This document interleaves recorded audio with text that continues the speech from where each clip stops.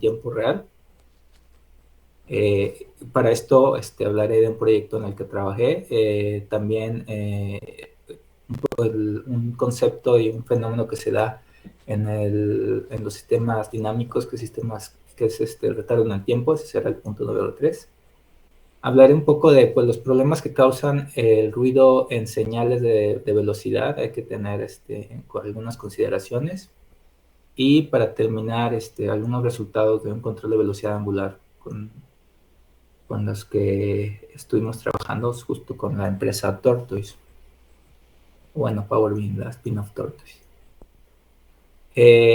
Bueno, para comenzar con esta parte de Industria 0.0, pues primero hay un concepto pues importante que tenemos que tomar en cuenta, el de sistemas ciberfísicos, que pues son sistemas físicos o de ingeniería cuya operación, su control y su monitoreo pues están integradas a un núcleo computacional y a comunicaciones. Esto es importante porque pues eso le permite pues conectarse a otras computadoras, a internet y eso lleva al sistema a la industria 4.0.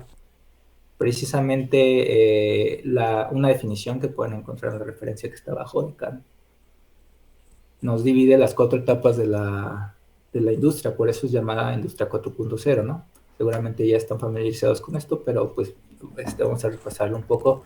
Comenzó con la revolución, la primera revolución industrial que hablaba de, consideraba el vapor para mover maquinaria. Después la segunda, que empezó a tener líneas de producción y la electricidad. Y luego la tercera, en donde ya había PLCs y algunas computadoras automatizando los procesos. Y pues en este momento estamos en la industria 4.0. Algunas referencias ya hablan de la 5.0, pero creo que todavía no está muy bien definida, ¿no?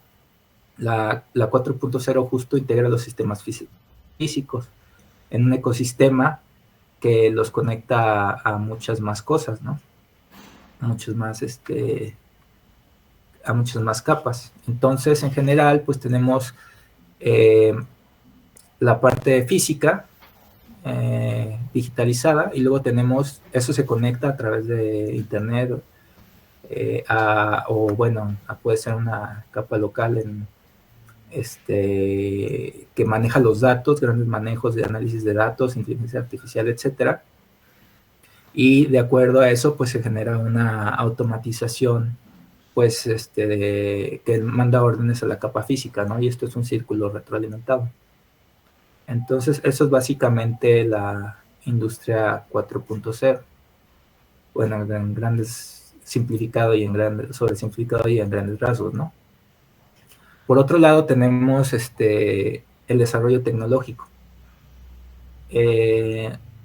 Presento esto rápidamente porque es la consideraciones que tiene CONACYT para un desarrollo tecnológico. Él utiliza un concepto de la NASA que se llama niveles de maduración de la tecnología o Technology Readiness Assessment o Technology Readiness Level, que es el TRL. Es muy conocido cuando usar las siglas de TRL y se divide en 9 capas. Entonces, pues ustedes, los que están en posgrado y los estudiantes, algunos que trabajan en proyectos de desarrollo, generalmente son los que generan las primeras 3 capas del TRL, o generamos en el momento en el que estamos haciendo posgrado, o los investigadores pues están constantemente en eso, porque es el desarrollo del conocimiento para la generación de una nueva tecnología. Después viene otros 3 niveles que CONACYT planteó en algún momento, y bueno, ya no sé cuál es su filosofía porque ya me despegué un poco de eso, pues la colaboración de la industria con el sector de investigación para desarrollar los siguientes TRLs, que en realidad también esos podría hacerlo la industria sola o una unidad académica sola. La industria puede tomar artículos de investigación para hacer sus desarrollos, si es que tienen alguien que que tenga este entrenamiento en investigación o en el uso de artículos, y pues las universidades y los centros de investigación pueden también encargarse de hacer desarrollos tecnológicos, demostraciones tecnológicas, prototipos, etcétera. Esos son los 3 niveles de medio, del 4 al 5 y al 6. Y los últimos 7, 8 y 9 ya hablan más de manufactura, del mercado, etcétera, ¿no? Entonces depende, generalmente en las universidades pues son los primeros 3 niveles, regularmente se traslapan con el 4 y el 5, y la industria luego pues ya lo lleva podría ser del 4 al 9 o del 6 al 9, depende de la planta de trabajo que tengan ellos. Esto es solo para darnos una idea. Cuando tú tienes un proyecto con así, que está relacionado con desarrollo tecnológico, pues generalmente presentas los entregables están relacionados con llevar tu idea de un nivel de TRL a otro nivel de TRL. Es lo que tienes que demostrar. Eso lo trabajamos con la empresa ahorita les platico un poco más de eso. Entonces, pues voy a continuar con el tema de efectos de jitter con sistemas de control.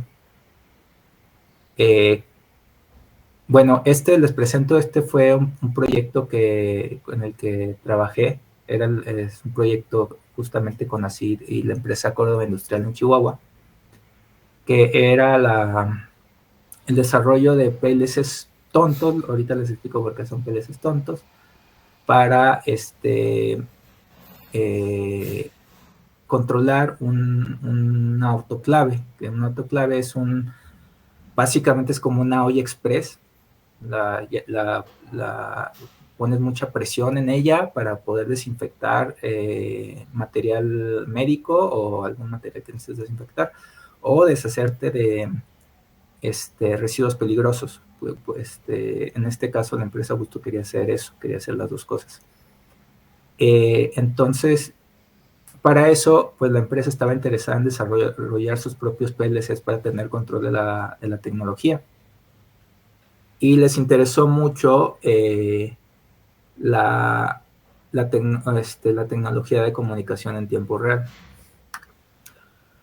Bueno, y lo que querían ellos, uno de sus requerimientos era que tener PLCs muy económicos, controlados por una computadora central, en donde se hiciera la automatización. Sí, eso les permite también conectarlo a internet y luego conectar a otras bases de datos, ¿no? Eso, ahí ya estamos hablando de industria 4.0.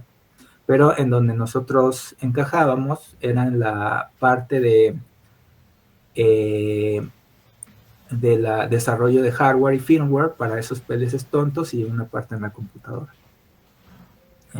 Ok. Y bueno, primero, ¿qué es el jitter? El jitter, pues una definición es la desviación del periodo de una señal periódica. Eso quiere decir que, digamos que ustedes tienen una señal cuadrada, a veces va a tener un periodo de 1 milisegundo y a veces un periodo de 1.1 milisegundos, etcétera. Cuando hay mucho jitter, pues puede variar más. Si no hay jitter, el periodo va a ser exactamente de 1 milisegundo. Y eso pues está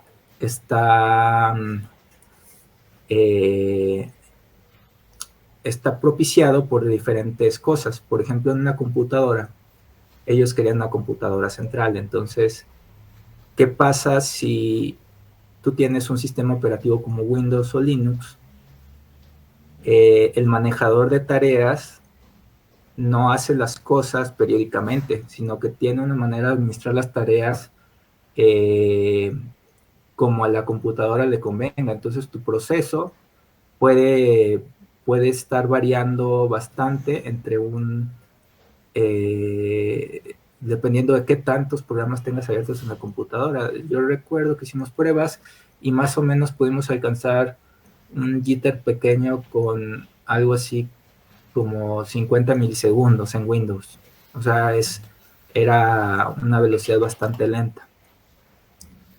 Y bueno, otra causa del jitter, pues son los retardos que están producidos por la comunicación.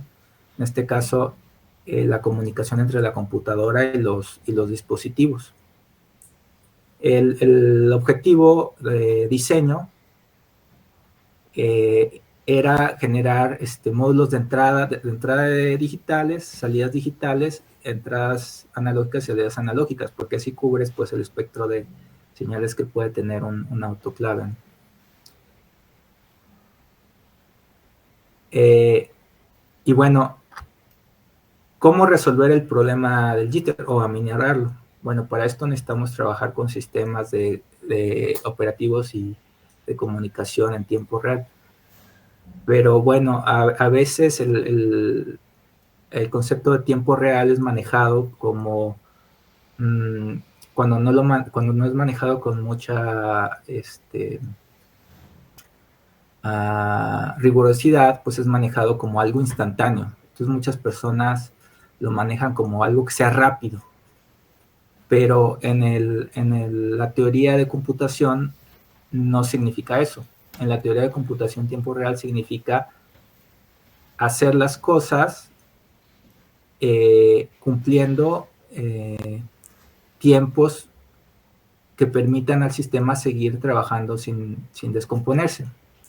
Por ejemplo, una tortuga y un gato, pues tienen velocidades diferentes, ¿no? De reacción diferente y de movimiento diferente, pero ambos pueden sobrevivir en su ecosistema porque las reacciones de velocidad que tienen son suficientes para su supervivencia.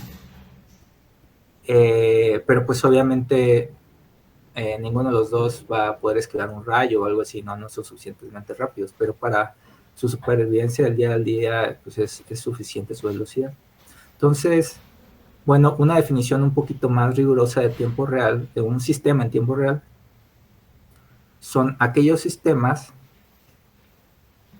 cuyas salidas dependen de su estado actual de datos, su entrada de datos y el tiempo.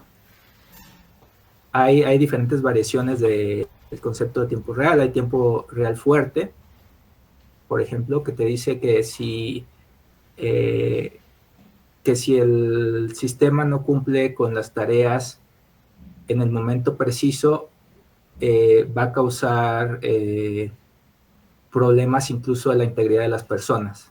Ese es el más fuerte de los conceptos de tiempo real. Y luego se va suavizando, hay un tiempo real suave que pues nada más pues no daña a nadie, no hace que el sistema falle, pero pues es deseable que siempre cumpla con sus metas de tiempo.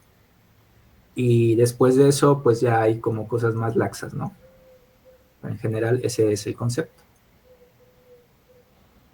Y bueno, un ejemplo en sistemas de control, por ejemplo, tenemos un controlador digital, ¿no? Primero, arriba, en la parte de arriba, tenemos un controlador analógico, con una planta, un sensor, su retroalimentación y su controlador. Y pues el controlador clásico que utilizamos siempre, el de batalla, pues, o bueno, casi siempre, de hecho, como hay estadísticas de que se usa como el 90% de los diseños en ingeniería, se usa el PID, ¿no? El controlador proporcional, integral y derivativo. Y bueno, en la versión digital, pues hay una discretización de este PID, que luce como en la ecuación de abajo.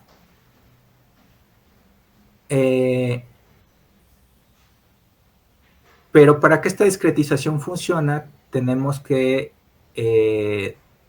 considerar ciertas cosas. De hecho, están aquí en la referencia del libro de Franklin, de Digital Control of Dynamics. Disculpen. Como la discretización del PID pues se basa en cosas como la llamada derivada sucia, que es pues sí podríamos llamarla una simplificación de la derivada, donde no es exactamente la derivada, pero es una aproximación, disculpen, una aproximación de la derivada. La teoría, las demostraciones que existen nos dicen que para que funcione hay que cumplir con diversos factores, están enlistados aquí, pero los dos más interesantes para este efecto del jitter es tener un periodo T,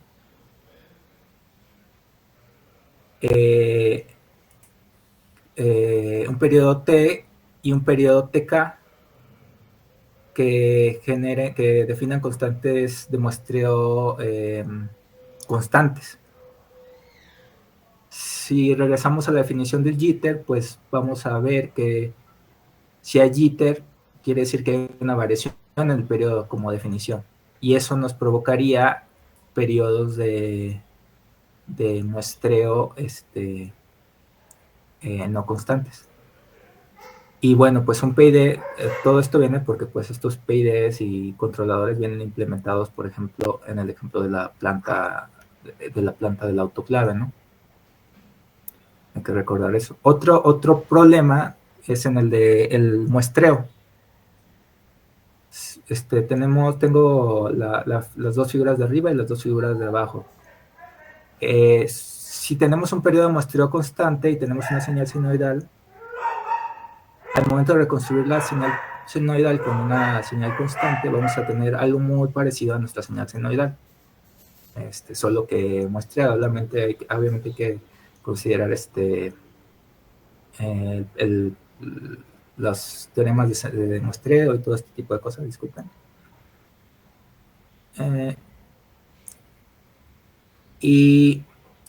Pero si nuestro periodo de muestreo no es constante, al momento de reconstruir la señal,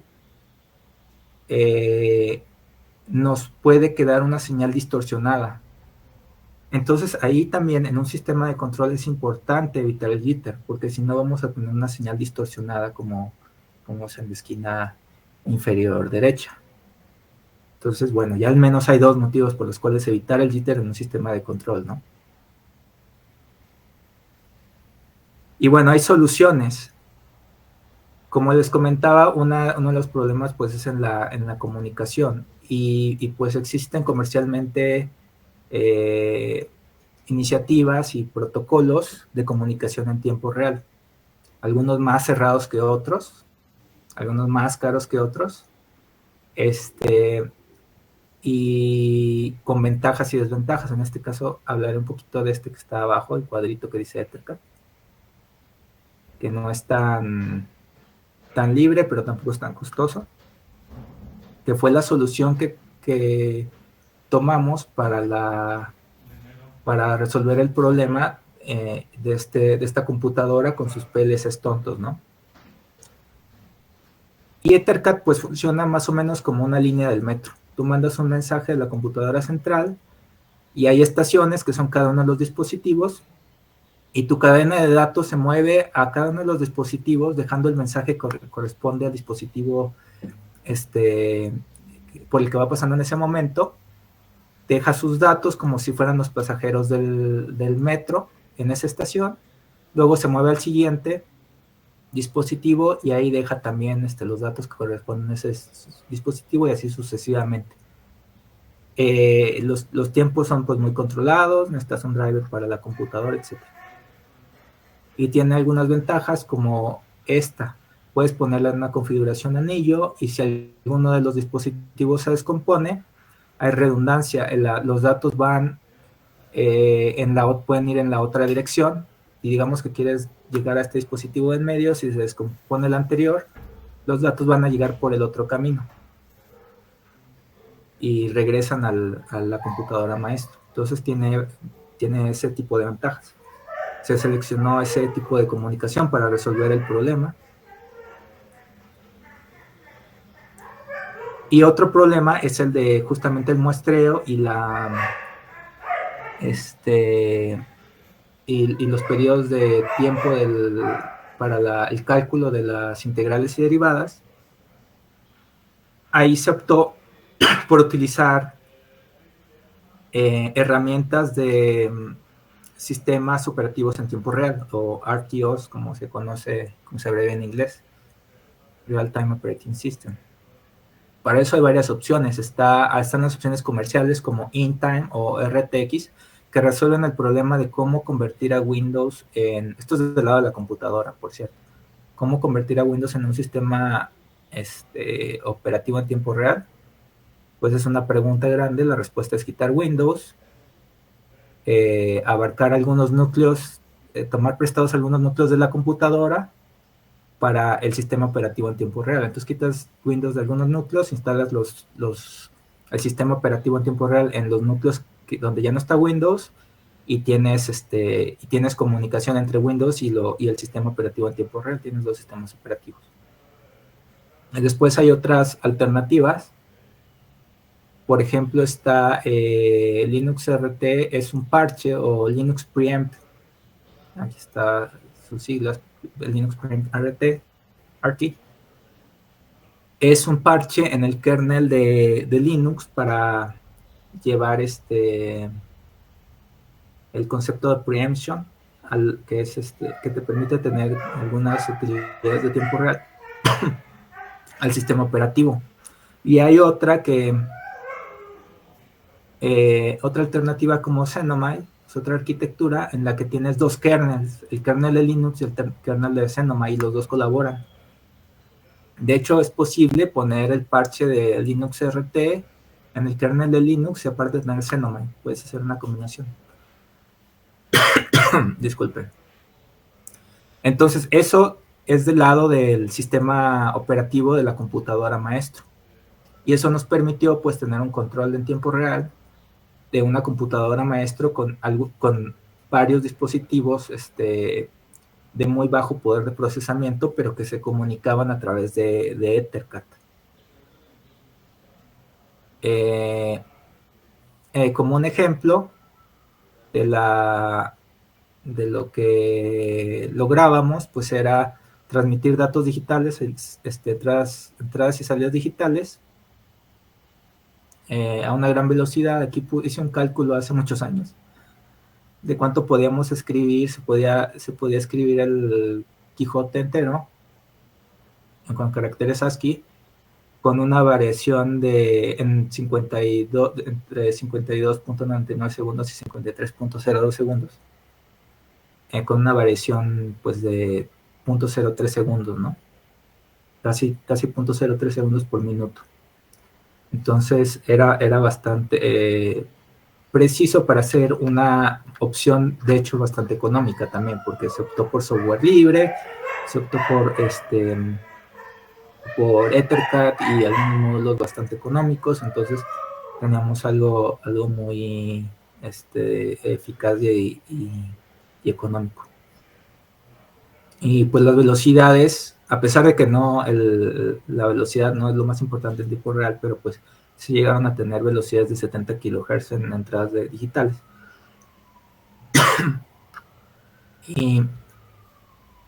y se generaron los módulos de entradas y salidas analógicas que pues manejaban pues cuatro paquetes de 12 bits, cuatro salidas analógicas o entradas analógicas de 12 bits. Era muy parecido a la arquitectura de entradas y salidas, a 2.5 kHz cada canal. 4 canales de 12 bits a 2.5 kHz. Y estaban acondicionados tanto las salidas digitales como analógicas a los estándares industriales, que es de 0.24 volts en el caso de digital. Y analógico teníamos dos modelos, teníamos el de 0.10 volts y teníamos el de corriente, que me parece que es de 420 miliamperes, me parece, si mal no recuerdo. Entonces, bueno, en conclusión de esta parte, logramos desarrollar estos PLCs tontos, porque toda la lógica y manejo de tiempo se hacía desde la computadora. Era la que se encargaba de que todo funcionara, todos los lazos de control, las entradas y salidas digitales estaban programadas en la computadora maestro. gracias al tiempo real del sistema operativo y de la comunicación. Y bueno, pues ese proyecto terminó. Tenemos otro proyectito ahí, como un proyecto casi escolar que se realizó ahí en Córdoba Industrial, donde nos encontramos un problema de sistemas con retardo. Y para eso, pues, este control era un control de una tubería, y yo siempre lo relaciono con este ejemplo de la ducha.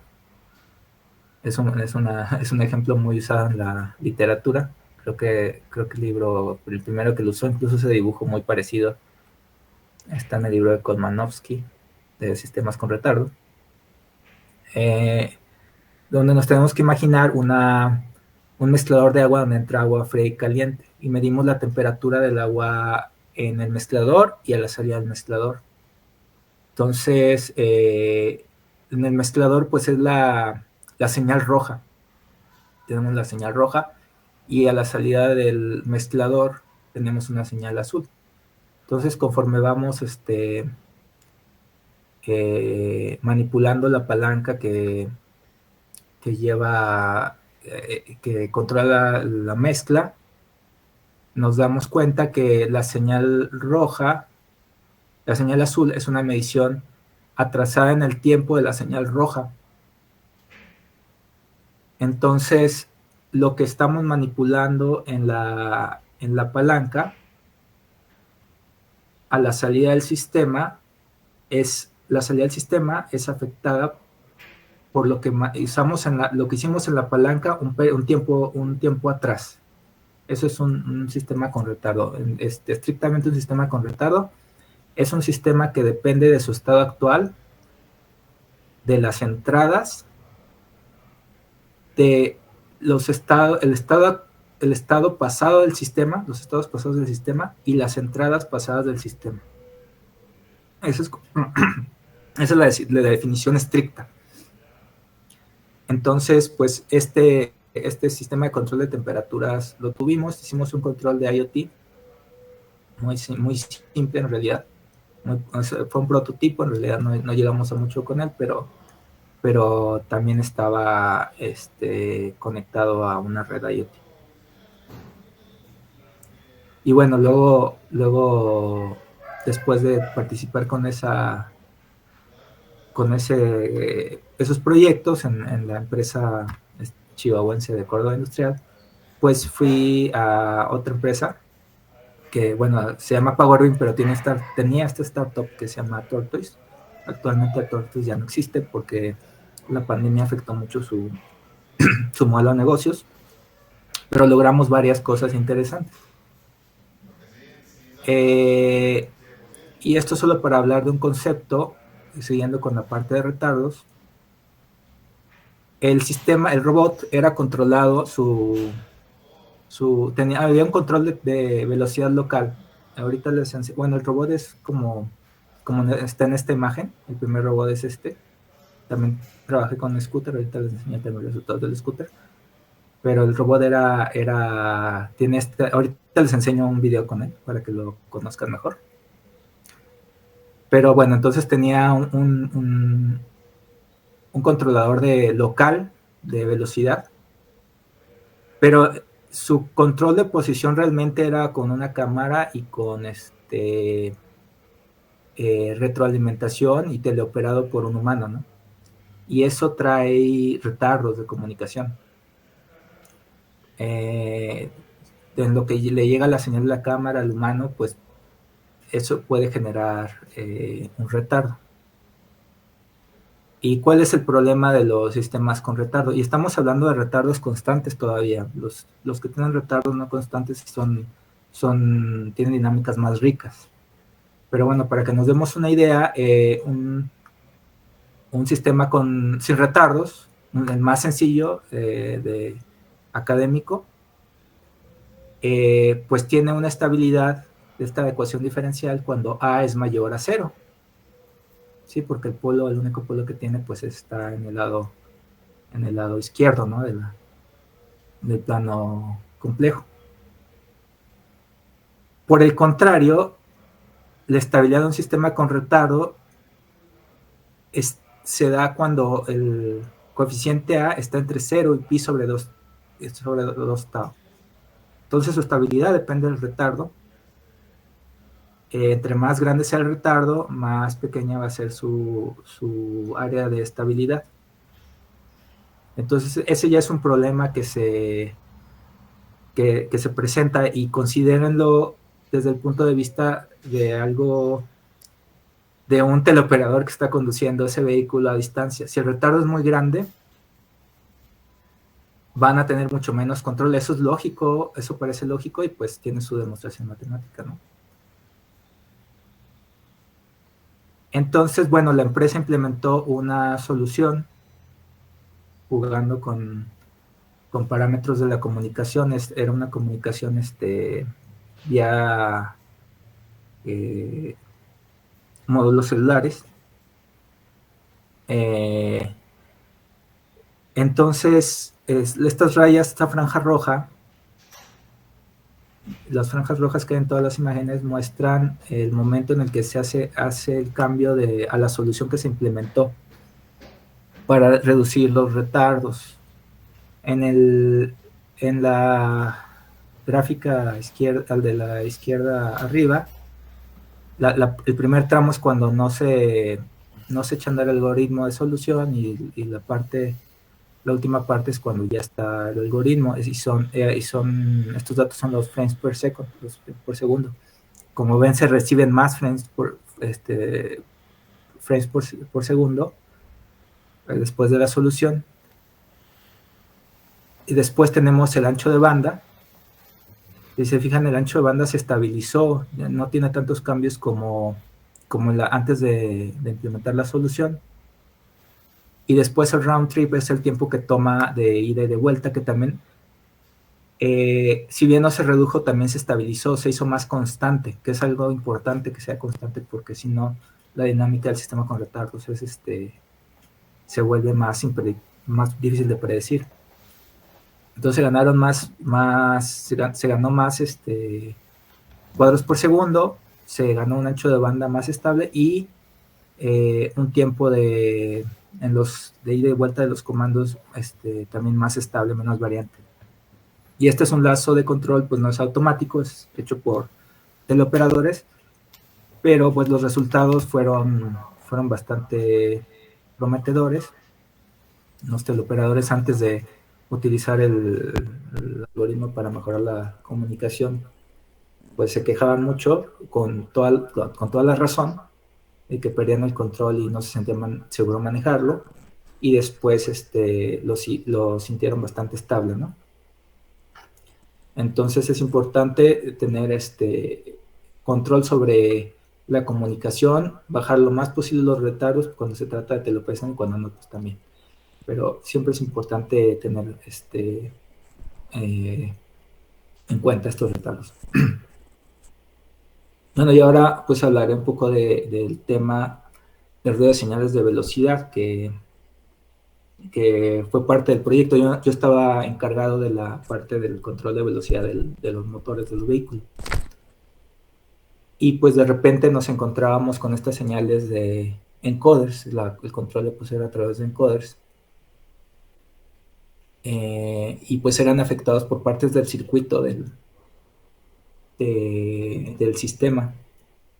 Entonces eso provocaba problemas no nos imaginábamos. Por ejemplo, para darles un ejemplo, el vehículo tenía luces. Las luces eran controladas por un PWM. Al momento de encender el PWM se ocasionaba ruido en la señal del encoder, y entonces el vehículo pues hacía malas lecturas de velocidad y hacía cualquier cosa, ¿no? Era difícil de entender por qué, hasta que se debugueó el sistema. Había otros tipos de ruido. Por ejemplo, esta es una rueda de un scooter, con el que también trabajamos, un scooter también teleoperado. es un motor sin escobillas. Los motores sin escobillas tienen una, disculpen, eh, eh, el control es un poco más complicado que un motor de DC. Tienes que generar señales que se sincronicen con la rotación del sistema. Pero bueno, generalmente se hace un control PI para estos sistemas precisamente porque hay mucho ruido y la parte derivativa, acuérdense que la derivada es muy susceptible al ruido porque la derivada impacta directamente en la tasa de cambio de la señal. Si la señal de ruido tiene una tasa de cambio muy alto, como para la señal del sistema tiene una tasa de cambio muy alto, como es el caso de cuando hay ruido, son señales que cambian muchísimo, pues estas señales de ruido pequeñas se pueden amplificar por la parte derivativa de un PID. Entonces, usualmente se usa el PI solamente. Bueno, aquí hay una señal, la señal azul, la señal de referencia, la señal roja es la señal de la velocidad y la señal amarilla, que no se alcanza a ver, es una señal filtrada. Aquí está aquí están las señales en lazo abierto y se obtuvo la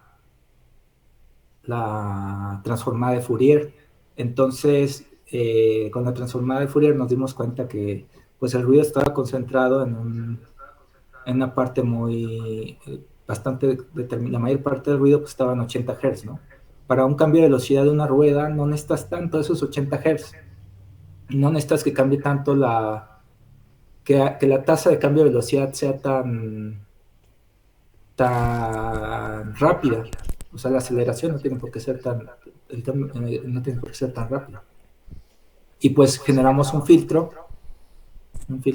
FIR, que nos dio estos resultados. La señal de arriba, pues la señal que les enseñé anteriormente con ruido, y la de abajo es filtrada. Incluso ahí ya me animé a poner una parte derivativa en el PID. Arriba el control ahí tenemos un video.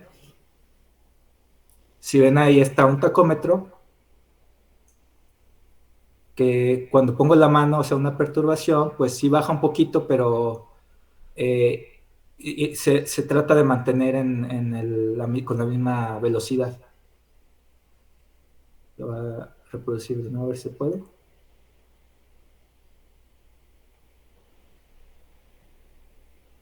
Esta es una rueda de un scooter. Y ahí estaba lastimándome la mano, ¿no? Pero bueno.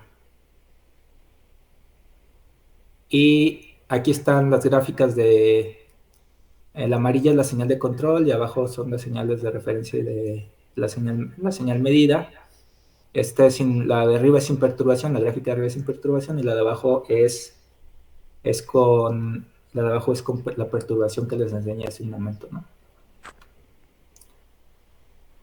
Este sistema pues estaba, como ya les mencioné, teleoperado. Entonces estaba conectado a una red. Era un sistema ciberfísico, como lo definimos arriba. Y bueno, después, este es un vehículo de entregas, se hizo un control de velocidad angular. Este es un video donde pueden ver el vehículo va muy lento porque no lo pueden controlar porque tiene lazos de velocidad de control, lazos de la velocidad de las ruedas, perdón, pero no tiene un lazo de control de velocidad angular, entonces los teleoperadores batallaban muchísimo para controlarlo, iban muy lento. Y pues nos dimos a la tarea de hacer un control de velocidad angular,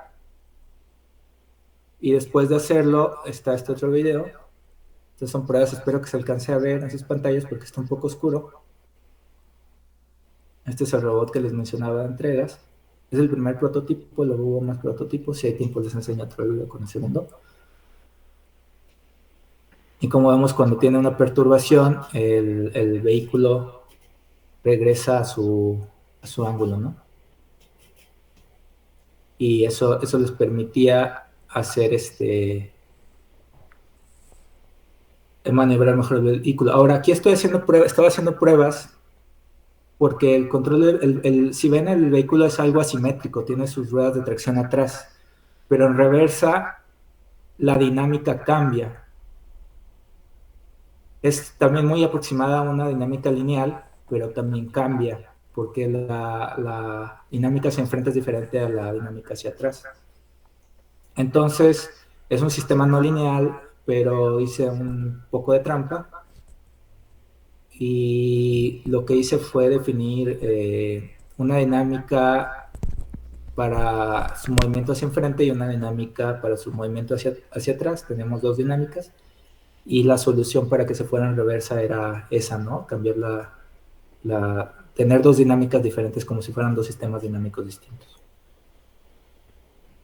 Y bueno, como conclusiones, la presencia del jitter en las señales de control puede mitigarse usando estrategias de sistema en tiempo real, como vimos en la primera parte de la presentación. Reducir y mantener constantes los retardos de tiempo en el sistema es posible usando recursos de ingeniería, como pasó en el caso de la operación. Cuidar la integridad de las señales desde la etapa de diseño y de hardware ahorra tiempo en la implementación de control. O sea, tener cuidado con cómo diseñas el hardware para que la parte de control no tenga ruido. Y pues el control lineal ayuda a una primera aproximación en desarrollo ágil. Este truquito de hacer como si fueran dos sistemas lineales diferentes, pues permitió que el producto estuviera, en la primera etapa del producto estuviera rápido, ¿no? Y bueno, eso es todo por mi parte. Si tenemos tiempo, tengo algunos videos adicionales, pero si quieren también pasamos a la etapa de preguntas o comentarios. Pues muchas gracias, doctor Eduardo, por tu presentación. La verdad, muy interesante. eh, Estos temas que nos platicas de tu experiencia. Pasamos, si gustas, a esta etapa de preguntas y respuestas, si gustas, en lo que nos podrías presentar alguna otra evidencia de tu trabajo. Sí, bueno, la primera que les quiero presentar es más bien el trabajo bueno, es como algo que permitió, lo hizo otro ingeniero, pero es muy interesante, por eso se los quiero presentar. Este fue la versión 2. ¿Pueden ver mi pantalla? Sí, sí se ve. Ok. Fue la versión, la versión siguiente del vehículo. Si notan, es un poquito más. Aquí está casi deshuesado, pero no tiene muchas cosas arriba ni decoración. Es importante aclarar que tiene los controles implementados, los controles automáticos, los lazos cerrados. Sin los lazos cerrados no se podría hacer lo que está haciendo el vehículo y les voy a explicar lo que está haciendo. El ingeniero que está enfrente es Roberto Cruz, un ingeniero cubano, muy talentoso.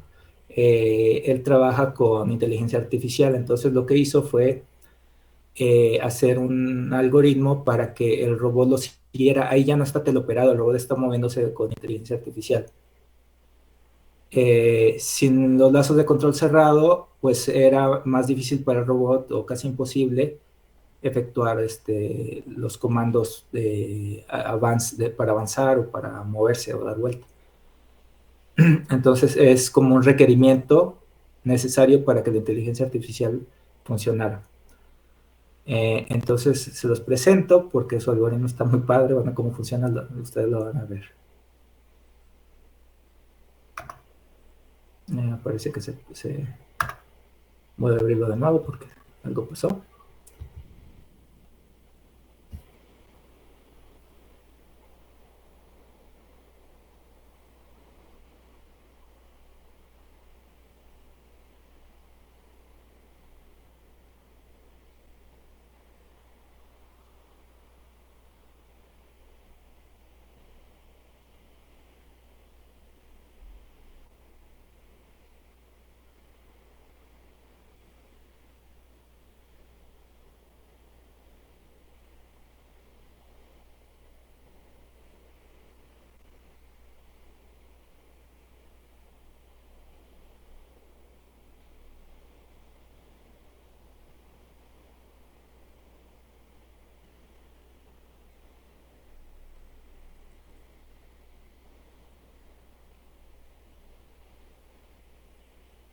Ok, estamos en las calles de Ciudad de México.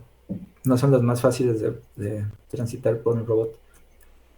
Aquí, déjame ver qué video es. Bueno, es un video pequeño también de las pruebas de control de velocidad angular.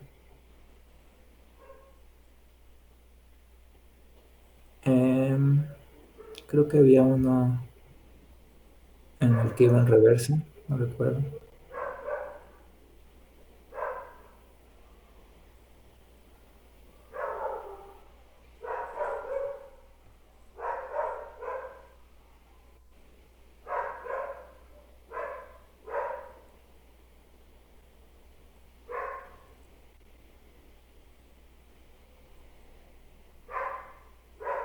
Y no recuerdo cuál es este, creo que sí. También, este es una muestra de cómo empezaron a tener mucho más control. Lo que hicieron fue pasar entre los conos. Entonces, de casi no moverse en una banqueta, ya podían hacer maniobras como estas, ¿no? Donde podían esquivar conos. Y en este caso está teleoperado. Y listo.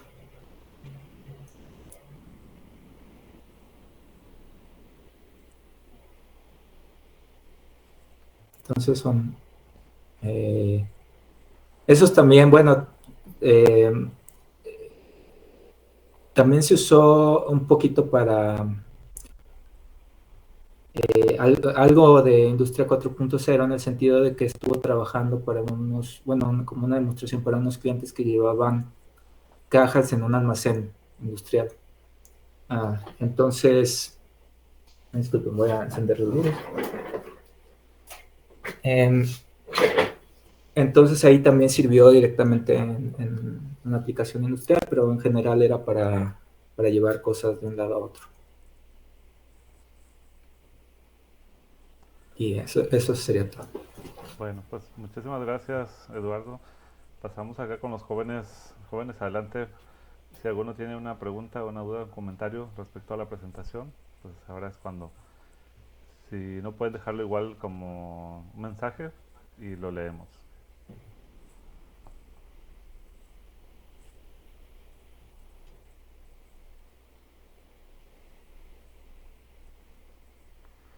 En lo que piensan un poquito los chavos, me gustaría preguntarte en la parte del control que comentas del carrito teleoperado, ¿qué tecnología utilizan para comunicarse con él? Bueno, no sé si se pueda comentar algo al respecto. Pues no sé si lo pueda comentar. Usaron módulos de comunicación celular. Ajá. Son no estoy muy enterado en realidad de cuál era el protocolo que utilizaba. Ah, ok. Y en la parte del control angular te refieres a que necesita algún otro sensor también, ¿verdad? Para detectar la dirección Sí, en la que se dirige, ¿no? El robot. sí, en ese caso se utilizaba pues lo clásico que se utiliza siempre, pues eso sí, es como no hay muchas otras salidas, se utilizaba un IMU que daba aceleración, yaw, pitch y roll,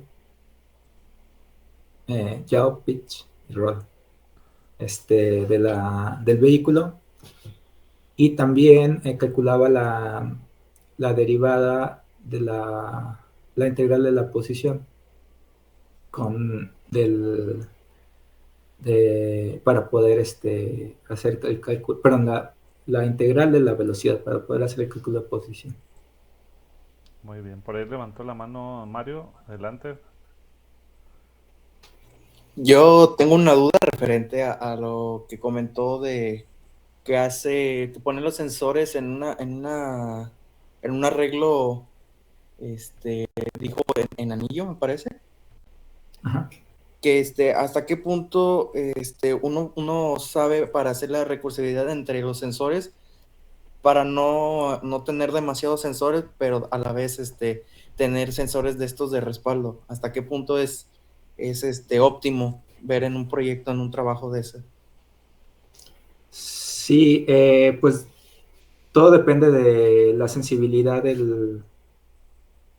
lo que es con lo que estés trabajando, ¿no? Si puede ser que en un sistema muy crítico necesites uno o dos sensores recursivos, o en un sistema pues que no tenga que no sea tan crítico, pues ni siquiera ponerlo en anillo, sino ponerlo en otra configuración. Pues si puedes lastimar a una persona o destruir algún bien material, pues es mejor eh, tener redundancia, ¿no?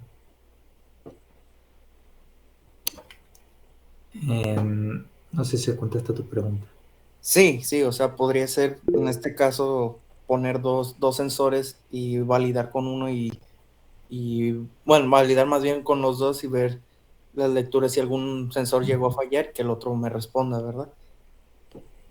Sí, sí, también esta configuración en anillo pues puede ser utilizada para que no, si tienes esta red Ethercat con varios dispositivos en diferentes partes de la planta, si se descompone uno, no pierdas la comunicación con todos los demás y que toda la maquinaria siga funcionando, aunque sea solo un sensor.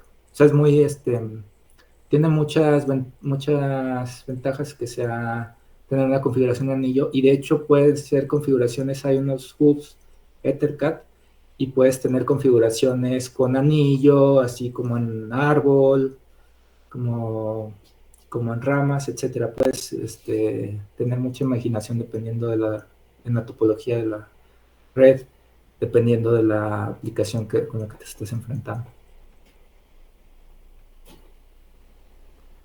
Eduardo, en mi caso, en lo que alguien más por ahí plantea alguna duda, me gustaría comentarte el tema de que a veces como ingenieros o cuando salimos como ingenieros queremos nosotros desarrollar un sistema completo, ¿no? Por ahí me comentabas algo de lo de la inteligencia artificial, ¿no? Que se implementó una inteligencia artificial ahí, pero si no tenías el control ahí no iba a funcionar, ¿no? Entonces, el tema es de hasta qué punto una sola persona puede ponerse a implementar tantas cosas, ¿no? Hasta un diseño completo, ¿no? Desde tu punto de vista como ingeniero, como investigador, ¿cómo lo ves en la industria? ¿Qué tanto uno tiene que meterse a un tema o todo el proyecto? Sí, generalmente el desarrollo ágil, que es un tipo de estrategia de desarrollo que se utiliza, no está hecho para que haya colaboración entre varios ingenieros. Entonces, generalmente te metes con una parte, es una startup, te metes, tienes que estar con muchas cosas y abarcas mucho más. Si es una empresa grande, eh, es un pedazo más pequeño el pastel, pero eres más cuidadoso, tienes más tiempo de desarrollar algo. Depende del proyecto. Por ejemplo, yo, bueno, en la industria nunca he desarrollado un proyecto completamente solo, eh, pero he tenido proyectos en donde estamos dos, por ejemplo, solamente dos, y ese es como el mínimo que he encontrado, porque generalmente en este tipo de proyectos, como yo estoy más en el lado de desarrollo de firmware, tengo una contraparte de desarrollo hardware, cuando son proyectos muy sencillos. Porque definitivamente las herramientas que tienes que saber utilizar, pues sí te consumen mucho tiempo. Entonces, puedes hacer un desarrollo solo si tienes el tiempo suficiente y si no tienes un deadline fuerte, eh, pero en general estos proyectos se llevan entre varias personas. Muchas gracias. Por ahí había algunos comentarios, creo que en la... Déjame ver si puedo leer algunos. Preguntan por ahí en qué está trabajando actualmente. ¿Quisieras Esa es comentarlo? una muy buena pregunta, sí, lo quiero comentar porque pues actualmente no estoy trabajando en ninguna empresa, acabo de salir de Powerbeam.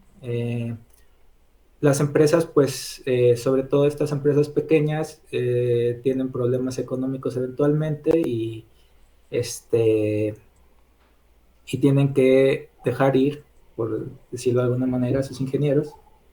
Y actualmente estoy buscando otra empresa donde trabajar.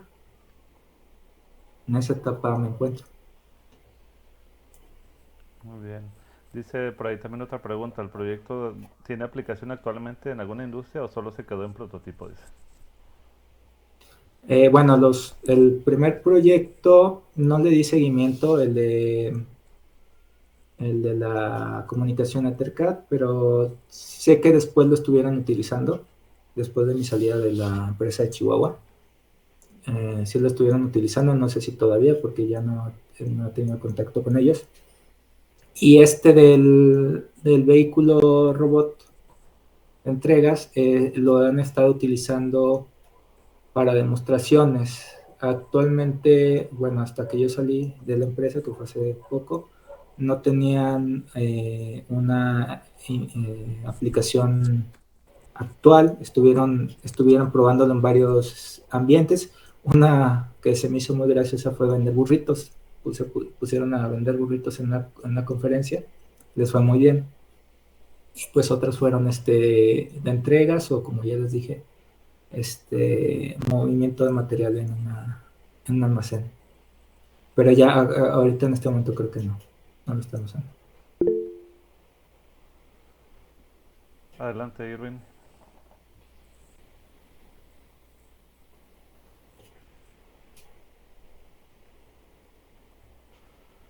No sé si tengas tu Hola, micrófono. ¿sí me escuchan? Sí. Hola, buenas tardes. Yo tengo una pregunta. Con el carrito que estaban probando en las calles de la Ciudad de México, comentaban que estaba pues siendo guiado con inteligencia artificial. No sé si no escuché o se me escapó ahí el dato. Veo que lo estaban probando pues en un terreno pues algo difícil, como lo comentaba, pero veo que no tenía suspensión o algo así. Entonces no sé si eso haya afectado. Y otra duda que tenía es, veía que avanzaba y hacía pausas y giraba o así como que hacía movimientos pausados. No sé si se deba a la comunicación, que era lo que comentaban, los datos pues de transferencia, o si simplemente pues era así como tal, como funcionaba. Gracias. Ajá, sí, son muy buenas preguntas las dos. No sé si se fijaron, tenía una configuración de amante el robot, entonces tenía una rueda enfrente, una atrás y dos en los costados en el centro. Las ruedas de los costados no estaban directamente acopladas al motor, también es una configuración muy utilizada actualmente. Y las ruedas que estaban enfrente y atrás tenían un resorte eh, y un amortiguador. El primer prototipo no tenía el amortiguador y cuando se frenaba el vehículo hacía esto.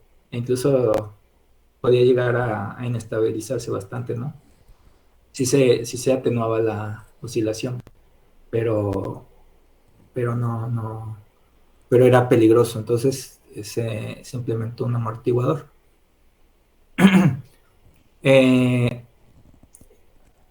el amortiguador era bastante bueno, ese vehículo se utilizó mucho en Estados Unidos para los terrenos de las calles de Estados Unidos, de hecho su objetivo era allá, pero en Ciudad de México definitivamente la infraestructura pues está menos cuidada y tiene más problemas el robot, pero bueno, eso no le afectaba tanto. Lo que vimos donde como que se suspendía, que no daba la vuelta adecuada, es porque el ingeniero que estaba enfrente se salía del rango de la cámara.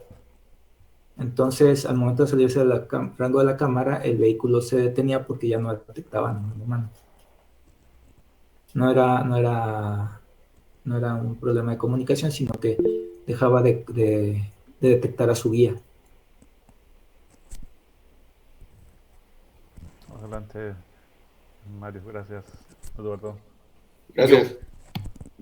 Yo tengo otra pregunta. Usted, en base a su experiencia, y este tipo de proyectos, como recomendación, ¿qué nos podría decir hasta dónde llevar nuestros proyectos para que no queden como de una manera, pues, como otras empresas lo ven como algo educativo, sino que ya lo quieran ver como algo funcional, algo más Ujú. profesional? ¿Qué recomendaciones nos daría para mostrar un proyecto así de mayor calidad?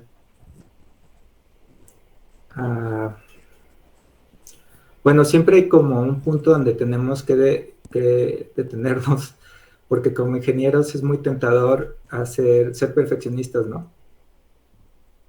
Entonces en la industria se usa mucho el concepto de mínimo producto viable. Si tú quieres desarrollar un producto y quieres enseñarlo a inversionistas, lo mejor no es, bueno, no voy a decir lo mejor, lo usual es que no tengas el producto final, sino que tengas el mínimo producto viable y que después un inversionista eh, ayude a inyectar capital para que se perfeccione el producto. Voy a poner de nuevo la presentación solamente para regresar a una diapositiva, que era la del desarrollo tecnológico. Entonces, es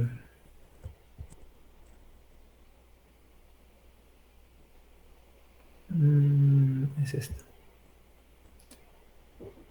Entonces, creo que este es pues un resumen, ¿no? Estos niveles de maduración tecnológica son un resumen. Pero hay incluso en la página de CONACYT, les recomiendo que busquen, ahí no tengo el link a la mano. O el IPCIT, esta lo saqué del IPCIT. Vienen justo cuestionarios donde las respuestas te dicen en qué nivel estás. Si estás en un TRL1, en un TRL2, en un TRL3, en un TRL4. Entonces, si ustedes empiezan desde cero, desde el desarrollo de conocimiento, que usualmente no es así,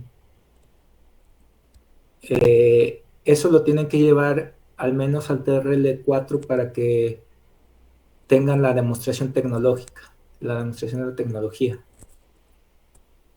Si empiezan desde uno, que usualmente es raro que una sola persona lleve desde el 1 hasta el 4, ¿no? Generalmente se toma desde cualquier otro al 4. Y ya estando en el 4, con la demostración tecnológica, ya se puede presentar al público o a alguien que les pueda dar recursos como CONACYT. Bueno, CONACYT les das desde el 1, depende. Pero otros sector privado, etcétera, pues yo creo que empiezan desde el 4 cuando vean algo tangible y que sea monetizable. Entonces ya les recomiendo que vayan busquen información de los niveles de madurez tecnológica del TRL, y CONACYT pues tiene estos cuestionarios que ustedes van contestando con de acuerdo a su desarrollo, y ahí se dan cuenta en qué nivel están. Si ya tienen grosso modo, si ya tienen un prototipo, que no quiere decir que eso va a funcionar en la aplicación final, pero un prototipo que demuestre que es funcional, pues ya quiere decir que andan por acá por el TRL4, el TRL3, ¿no? Y de ahí ya pues, de ahí pueden comenzar si están empezando como con un proyecto propio. Eduardo, Y ya sí, que sí, estás ahí, que cuentas esa diapositiva, si quieres no la sacas. sí, la voy a poner de nuevo.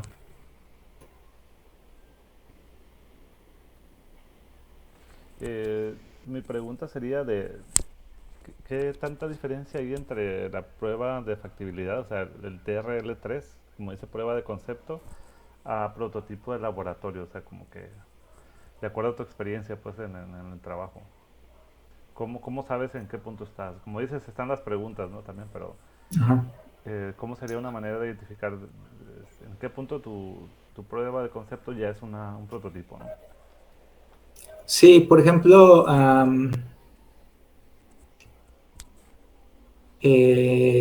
bueno, en algunas áreas es muy fácil de ver, por ejemplo, en óptica. Si muchas veces pues tú tienes los,